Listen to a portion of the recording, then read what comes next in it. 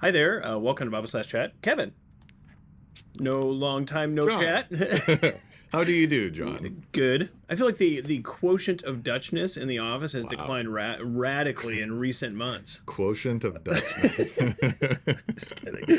How you doing? Well, good. Good, Yeah, good. loving the Lord. Yeah. Enjoying walking with Him. That's so, yeah, you?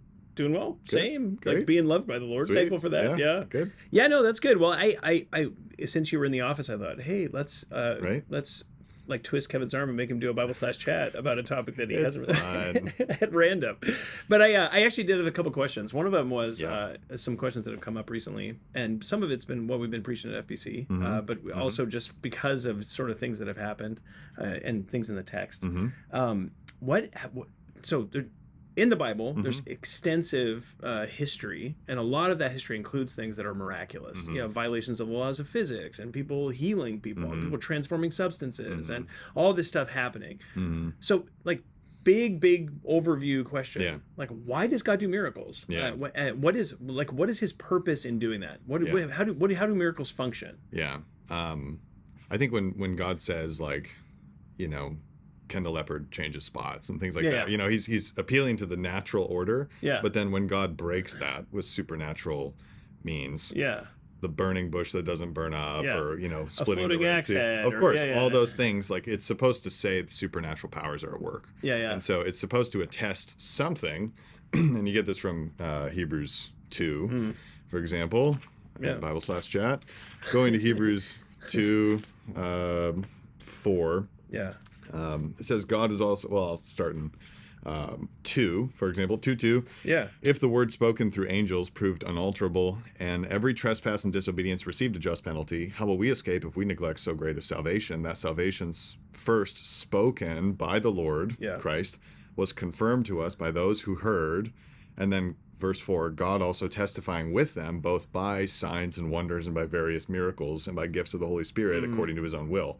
So verse 4 tells us He specifically employs miracles, in this case, to accompany the word of salvation. And so effectively you have the idea, like we say it too, like talk is cheap. And so anybody can say anything. And this is all throughout the Old Testament too. You have prophets, and God's trying to say, I'm backing up my guys with this.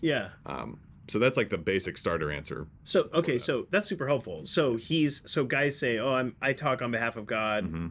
You're like, oh, really? Right. So the natural skeptic in all of us would be like, no, you actually don't. Right. But then when they make an axe head float, or there's a bush that's burning that isn't consumed, or they're able to heal someone, or someone, you know, rises from the dead when they touch their bones, various things.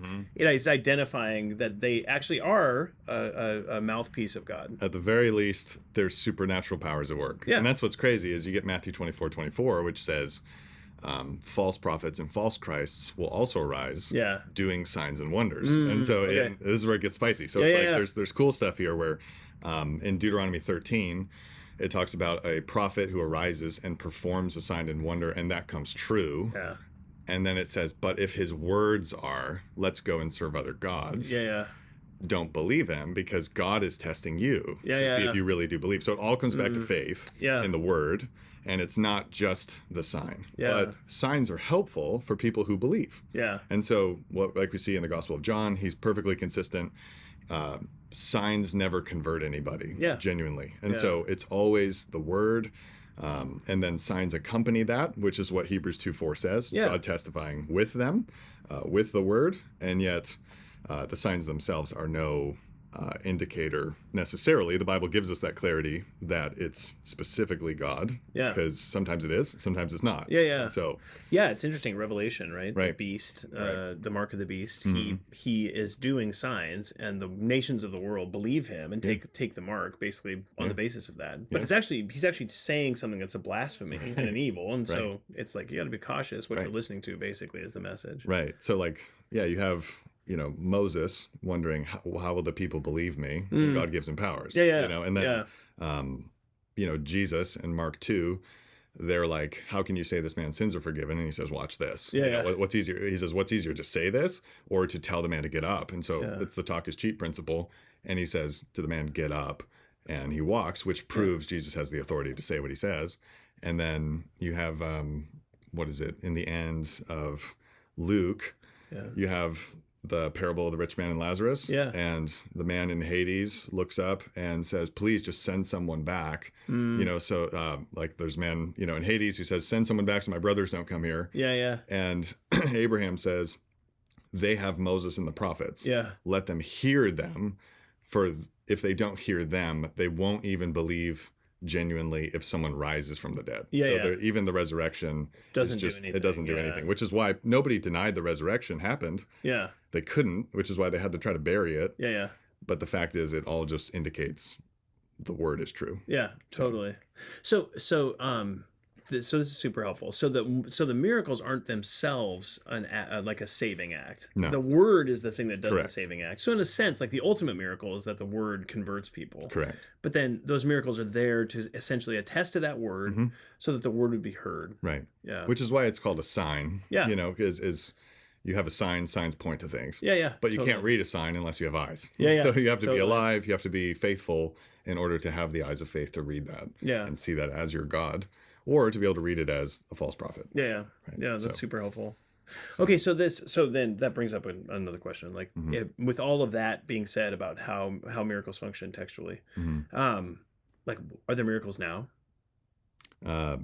In the sense of God accompanying a personal witness, I'd say he doesn't have to do that. Yeah. You know, of course, God does miraculous things. If we want to say there's supernatural working, all the time. All the time. You know? Yeah. Supernatural things are happening all the time. This is a fantastical world. Yeah, yeah. I mean, totally, good night. totally. There's a ball of fire in the sky. You know, like, and so, God's doing wonderful things. But the specific employments of the breaking of the laws of nature have a tool and a purpose. Yeah. And so they are a tool. They have a purpose, and he employs them to accompany his messengers. Yeah. When he continues to speak, like Joel 2 says, he brings back prophets in the future. He will accompany them with all sorts of signs things. and wonders. And so, so you can see he's specific with that. He did it with Moses. He does it with Elijah. He does it with Jesus. Yeah. He does it with the apostles.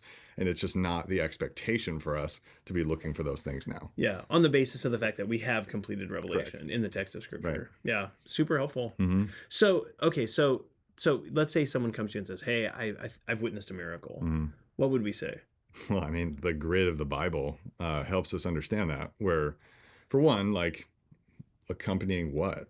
Yeah. You know, so we always have to tie it to what is this for? Yeah. Because God doesn't just randomly pop these things off. You know, it's like he's specifically doing something. So I think it would be eye-opening, of course, in a hypothetical situation like this, to look at what is this pointing to? Yeah. What's the sign pointing to? Is it that this guy has the ability to raise the dead and he's some prosperity preacher guy? Or is this some, you know, that's how you see it on YouTube. Yeah, these guys are claiming all these things. Totally.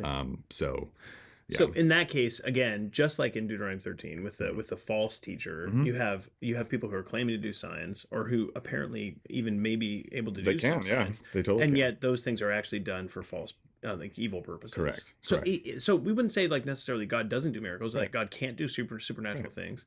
We would just say, just be really cautious and be focused on the word, because the word is what's going to keep you safe. Right. The Bible gives us the grid we need for all of this. Yeah. And so, we can see when these are employed in the Bible. We have this apostolic era that had come, you know, as Hebrews 2:4 mentions, it refers back to them. And we look forward to the future time when these things come back, but we have what we need to be able to x-ray all these things. Yeah, totally. Makes sense. Yeah. Super helpful. Yeah. Well, thanks for coming back and clarifying miracles. I came back for this. Just for this. It's a miracle. Okay. Anyway, well, thank you so much for listening. And if you have questions on this, or obviously any other topics, you can always email us at info@faithbibleoc.org. Thanks so much.